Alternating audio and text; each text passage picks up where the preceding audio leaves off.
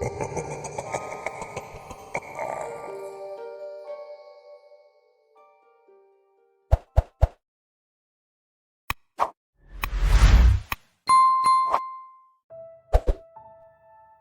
had been driving for over 2 hours when the nightmare began. The anomalous behavior that would affect the area started as abruptly as a lightning strike. I felt strange and dissociated. Goosebumps rose all over arms as a smell like ozone filled the air, filtering through the air vents in thick, invisible clouds. I am so excited to see this, my girlfriend Alice cried happily in the passenger seat. Do you know I have never seen a full solar eclipse before? I glanced over, feeling nervous, yet Alice didn't seem affected in the slightest. I wiped my forehead, clearing the trickles of sweat that had begun forming there. Do you smell that? I asked, changing the mood abruptly. Alice glanced over at me, the smile falling off her face in a space of a moment. She shook her head. No, smell what? She said. I gave her a look of disbelief. The smell of ozone was so thick that I could almost taste it at the back of my throat. I repressed an urge to gag. I rolled down the windows. The breeze cleared out some of the smell, but I still caught hints of it, even on the fresh currents of air that streamed through the car. All around us, the slit wrists of the sky shone a cyanotic blue, covering the earth like a suffocating blanket. Mountain ranges loomed overhead, their sharp peaks hidden under fresh, virgin snow. We planned to hike to the top of the highest peak before the solar eclipse began. This whole place is so empty, Alice said, brushing a lock of blonde hair the color of platinum over her ear. I can't remember the last time I saw a house. She took out her phone. She flicked on the screen before heaving a deep sigh. And we get absolutely no service all the way out here. You better not get injured.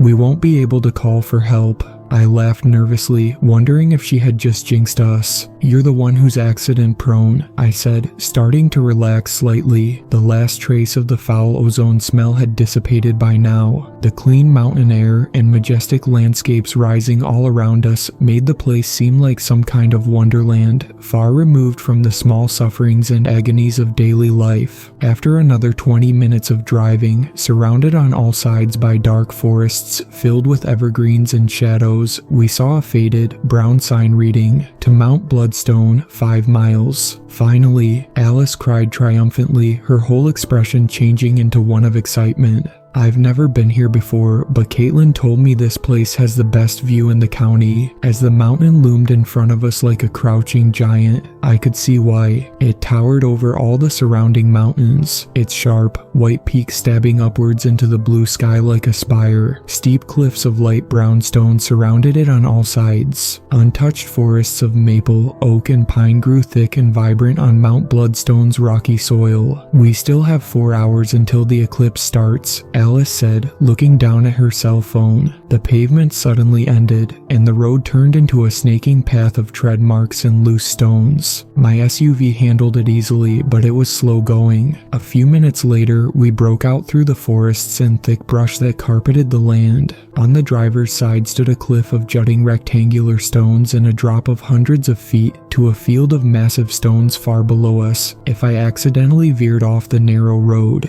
On the passenger's side, there were just smooth, vertical walls of hard granite. The parking area is supposed to be up ahead just a few miles, Alice said excitedly. I felt sickening waves of dread passing through my stomach as I glanced out the window at the steep drop waiting only inches away on my side of the car. I wasn't exactly terrified of heights, and I had no problem going on planes or roller coasters, but situations like this always sent butterflies fluttering through my chest and caused my feet to tingle with anxiety. It was the idea of unsecured heights, the realization that an accidental jerk of the wheel or a tire blowing out at the exact wrong moment could send us careening over the edge. You're not nervous right now? I asked. Alice only laughed. Nope, I trust you, Brian, she said, putting a warm hand on my shoulder. Her soft skin reminded me of suede, unmarked and unlined. I still couldn't believe that such a beautiful girl wanted to be with me. We had been together for 3 months, and it had been one of the happiest periods I could remember. I looked over at her with love, taking my eyes off the road for a moment. Suddenly, it felt like all of the tires exploded at once, and the car began swerving wildly out of control, the steering wheel spinning wildly in my hands with a pull like a falling stone.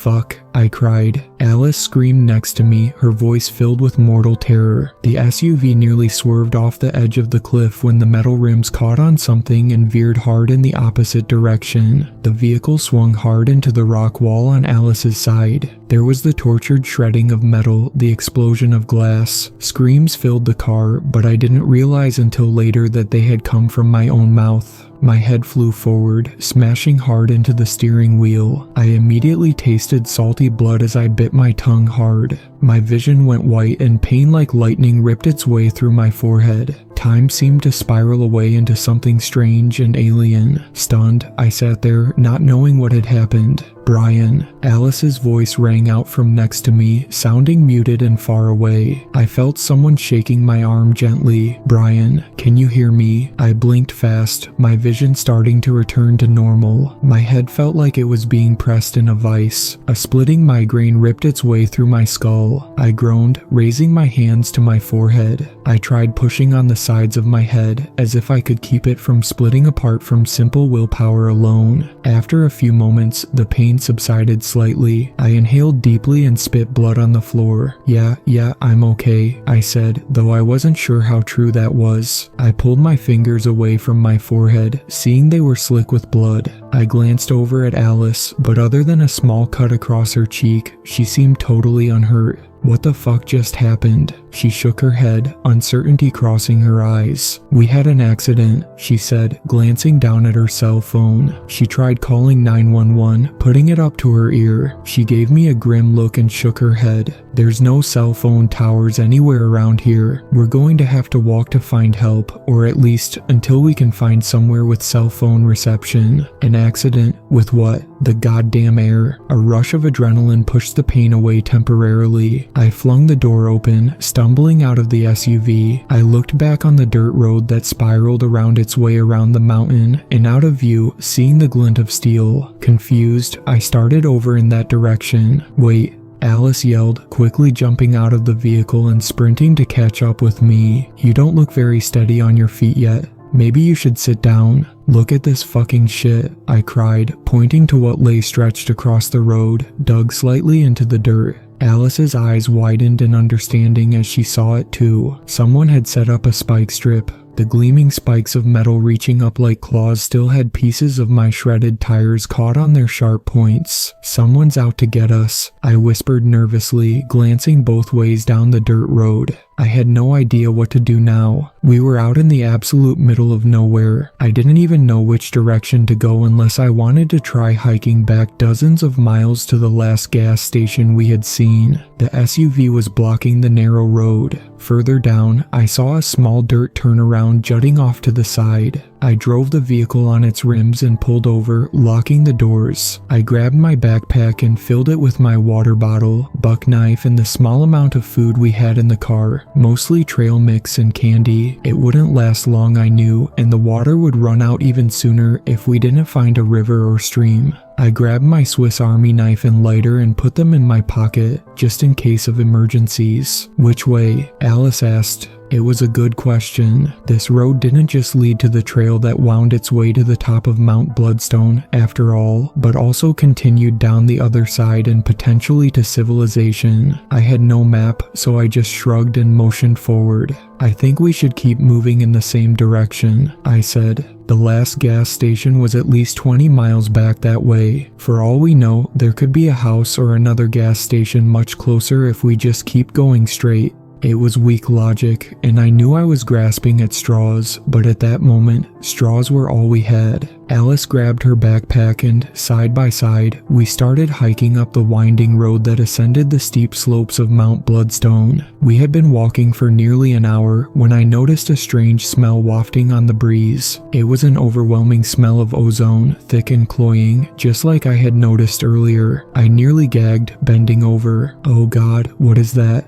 I asked. It's like a chemical factory is nearby or something. Alice just shook her head. From the nearby forest, a cacophony of branches snapping and trees falling started reverberating all around us. When I first heard it, it sounded distant. I looked at Alice at first, wondering if it was some sort of avalanche or earthquake on another nearby mountain. "Is that an avalanche?" I yelled as the sound rapidly increased into deafening echoes of smashing and breaking, heading in our direction. A predatory cry rang through the mountains, full of power and energy, reminding me of the roaring of some ancient Tyrannosaurus Rex. It shook the ground and mixed with the noise of destruction that came at us like a tidal wave. Alice and I started sprinting blindly up the road. She tried to say something, but I couldn't hear her over the ringing in my ears. Whatever was causing the racket veered away from us and deeper into the woods, angling itself straight up the side of the mountain. I glanced back, seeing trees fall and branches crash. In the middle of this path of destruction, I caught a glimpse of something massive and alien. It slithered forward like a snake, hundreds of feet long. Its body was covered in soft layers of blood-red feathers that rippled gently in the breeze. A deep turquoise line of feathers ran straight down the center of its spine. From the top of its body, two enormous wings jutted out like the wings of some enormous dragon. They had soft, pink blood vessels spiderwebbing throughout the pale gray flesh. The wings beat at the air, and the enormous feathered snake slowly flew up, its sharp, spiked tail ripping more trees out of the ground as it slammed from side to side. Within a few seconds, it gained speed, flying up and over an enormous stone cliff and out of view. The world seemed to go silent as the beast disappeared, the echoes of its destruction rapidly fading off into the valleys below. Alice had gotten far ahead of me. I sprinted up to her. She turned to me, covered in sweat, her skin looking chalk white from terror. "Did you see it?" I asked breathlessly. She gave me a strange look. "See what?" she said. "When the avalanche started, I ran. I didn't see anything." I stared at her, mouth agape. "You didn't look back a minute ago. There was some massive animal causing all those trees to fall." "That wasn't any avalanche," I said. "It sounds absolutely batshit insane, but it looked like an enormous feathered serpent." "That's ridiculous, Brian," she said condescendingly. "Are you sure you're not still suffering from hitting your head during the accident? Sometimes that kind of stuff can cause weird side effects." "What? Are you saying I'm tripping out?" "I'm telling you, I saw it as certainly as I see you here in front of me right now. It was moving away from us, and I didn't see its face, but I saw its body. It must have been 200 or 300 feet long," I said grimly, trying to convince her. Alice only sighed and glanced forward. "We should keep going," she said. "We're going to want to get out of here before nightfall. It gets cold up in the mountains in April." "I've got my lighter," I said. "I'll start a fire if we need to. I'm not worried about that. I am worried about who the hell spiked my tires and why there's a giant snake slithering around the mountains though." But deep down, I knew Alice was right. Regardless of whatever weird shit was going on around us, we needed to keep moving. I didn't want to be here after dusk either, but not because I was worried about the cold or about running out of food and water. "The solar eclipse is only a couple hours away," Alice said, glancing down at her phone. "I really don't care," I said glumly. I pulled out my water from the pack and took a long swallow. I held it up to the sun and realized with growing anxiety that my water was already mostly gone. "Why do you think someone would put spike strips on this road?" I asked. The thought had been bouncing around my head, growing louder and more insistent. I kept coming back to the same answer: to ambush, kidnap, or possibly murder them. The dark woods began to feel more sinister, the shadows deeper and darker. I kept my head on a swivel, looking constantly for any signs that we were being followed.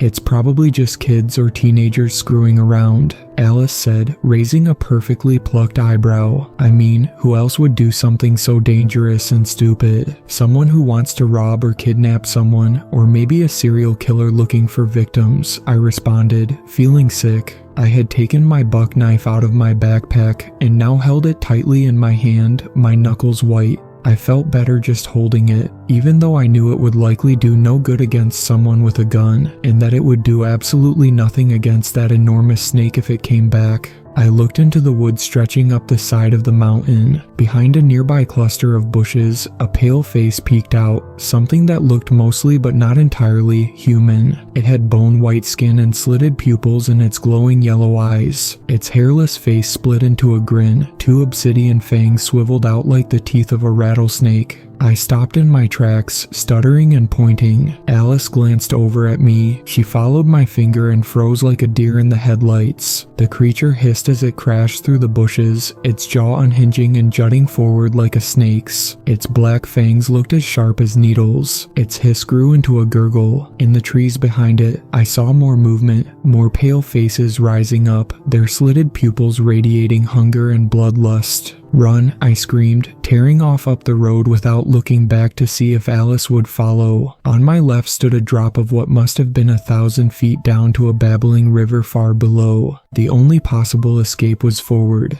I was already exhausted from my long hike, but I pushed myself forward with every ounce of my will until my head pounded and my vision turned white. I felt ready to collapse. I heard rustling from a thick cluster of brush up ahead. I tried moving past it as fast as I could. I saw a pointed, reptilian head emerge from the leaves, the bone-white skin cracking as its lipless mouth split into a wide grin. Its fangs swiveled out, surrounded by dozens of smaller black teeth shaped like needles. It leapt at me, its scaled white body soaring through the air. I felt its sharp talons of fingers rip into my chest as it knocked me down to the ground. Kicking and swearing, I tried to bring the buck knife up into the thing's chest, but it grabbed my head and slammed it hard into the dirt road. My temple smashed into a rock with a cracking of bone. My ears rang as the world exploded into blackness. Everything spun around me, and then I was falling into eternal nothingness. I woke suddenly, the migraine in my head now so bad that it felt like torrents of lava were burning their way through my skull. I groaned, blinking quickly. The sunlight streaming down from the sky made me feel weak and nauseous. I turned, retching, but my stomach had nothing but water in it. I ended up vomiting up water with pink streaks of what looked like blood in it. I raised my head, looking around.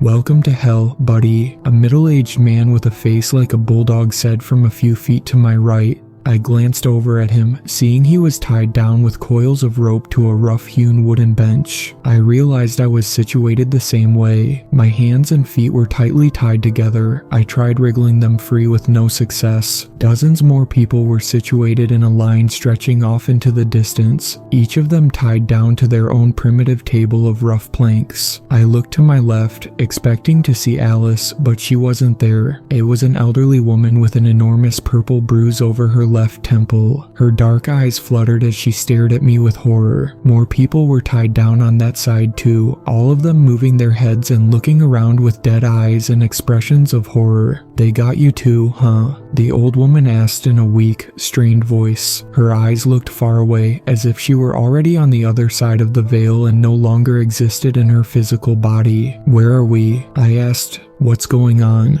"You're in the town of Nocturne," the man on my right said, his fat face quivering with fear. "From what I've gathered while I've been held prisoner here, those creatures worship the snake god, who only comes out during the solar eclipse. Apparently, they feed him, and in exchange, he lets them drink his blood, which makes them immortal. They're not creatures," the old woman said. "Those are people." I looked at her askance. If the situation weren't so grave, I might have even laughed. "Those are people," I said sarcastically, "with the slitted eyes and the forked tongues and the fangs that come out like a rattlesnake's. I'm not sure our definition of people is the same thing." The woman just shook her head. "You don't understand," she said. "When they drink the blood of the serpent, they change. They started just like you and me. They're cultists." I raised my head and looked around, realizing that we were situated in what looked like an abandoned town, cut into the forest near the peak of Mount Bloodstone. In the center, there was a church whose walls had so many holes that they reminded me of Swiss cheese. The exterior may have once been white, but it had turned gray with age. Vines and patches of dark mold grew over its wooden walls. Houses 2 and 3 stories tall were scattered randomly around us. Trees were growing through the walls of many, their branches and roots intertwining with the collapsing structures. All the glass of the windows had long ago been smashed and turned to dust. Many of the roofs had collapsed inwards. Bird nests and streaks of dirt covered the outside.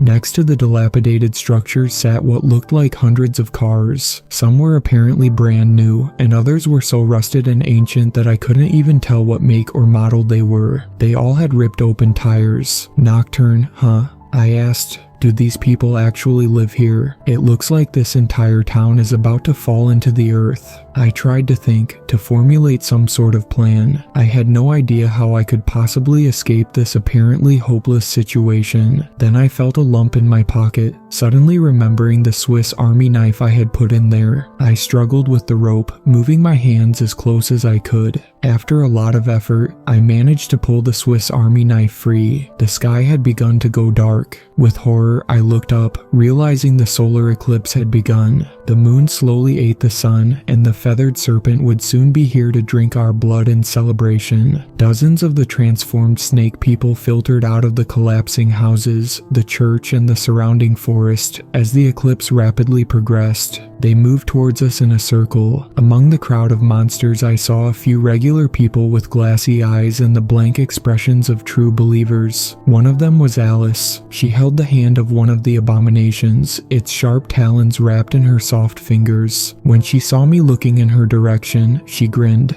The superficial charm and charisma was gone now, revealing the cold psychopathic determination underneath. "My father," she said by way of explanation, looking at the abomination with clear love and adoration. "He always said I would join the holy ones, that I would be able to drink the blood of Kukulkan. I only needed to bring my own sacrifice for the god. So thank you, Brian. Your death will allow me to rise into immortality, into eternity, into the endless procession of eclipses and feedings that will follow." I was too stunned to speak. My teeth chattered in terror, but I didn't get to think about it long, for at that moment, the trees in the nearby forest started falling with a crash. An overwhelming smell of ozone filled the air, marking the coming of the strange beast. I heard an ancient, predatory roar that ripped its way through the mountains like thunder, and then the feathered serpent's body appeared through a patch of trees. Its blood-red feathers shimmered in the mountain breeze as its wings beat the air. I quickly ran my small Swiss Army knife over the rope,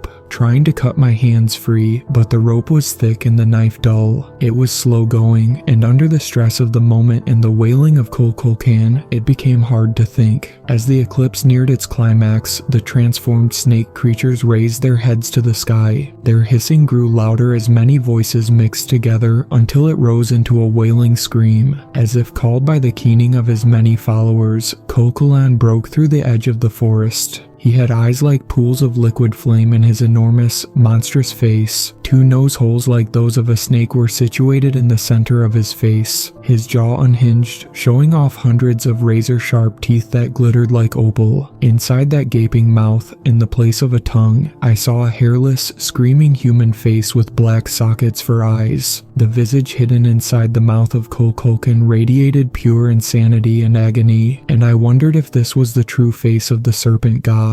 The face that had lived through countless eons and seen millions of eclipses. The feathered serpent lunged at the nearest of the more than 40 bound people tied to wooden planks in the shape of crude, sacrificial tables. He gnashed his shimmering opalescent fangs together with a crack like a gunshot. Then he carefully closed his enormous mouth over the first of the sacrifices, a young woman who screamed in terror as the teeth closed in around her like a bear trap. The blood exploded from her body, covering the hairless, pale face inside the serpent's mouth with splotches of blood. The face twisted in a silent scream, reminding me of some sort of monstrous eyeless infant. Its toothless mouth opened, hungry and waiting. Kukulkan drank with a disgusting sucking sound. As his teeth pierced her vital organs, he let the warm crimson fluid stream into his hungry mouth. I had nearly gotten my hands free by this point. Panicked, I cut as fast as I could, accidentally slicing a deep gash into my right hand, but my adrenaline was so high I barely felt it. Finally, with a surge of hope so powerful it felt like my heart might explode, I felt the rope give way. I sat up and began cutting the rope, tying my legs down as Kukulkan moved closer, feasting on the next of the victims. The snake abominations had slowly gathered around the long body of the serpent god.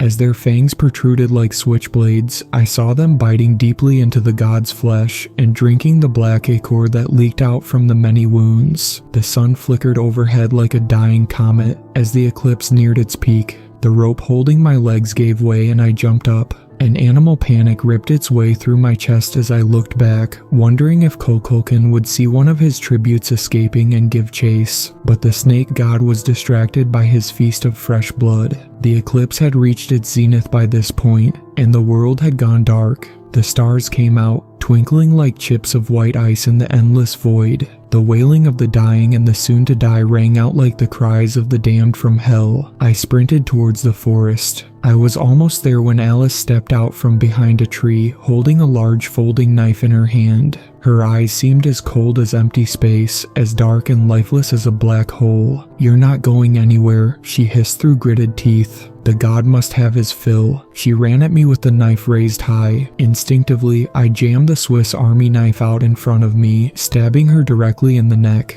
She gave a cry like a strangled rabbit. With the last of her strength, she swung the wicked blade at my arm. With a burning agony, I felt it slice deeply through the skin and muscle. Warm rivers of blood flowed down my arm, leaving ruby drops behind me on the ground of the dark forest. Alice collapsed to the ground, kicking and seizing. She grabbed at her throat, her eyes accusing and filled with a cold, furious hatred. I sprinted past her dying body. She choked on her own blood as it frothed and bubbled through the gaping hole in her throat. The cries of the dying and the predatory screaming of the serpent god followed me down the side of Mount Bloodstone as I ran in a panic, still shell-shocked and dissociated, my head still screaming with a burning migraine from the many injuries I had suffered this day. I ended up finding the dirt road and following it back the way I had come. I hiked as far as I could that day until night fell. I wanted to put as much distance between myself and Mount Bloodstone as possible. I had a fire in the forest that night, and I kept a constant watch. I thought I caught glimpses of pale faces with slitted pupils peeking around bushes, but whenever I looked, I saw nothing. Perhaps it was just my sleep-deprived, exhausted mind suffering from too much stress and trauma. Perhaps. I ended up reaching a gas station the next day. I felt like a man dying of thirst in the desert reaching an oasis. With thanks, I looked up to the sun in the sky, glad to see its light burning. At that moment, I hoped I would never see another solar eclipse again.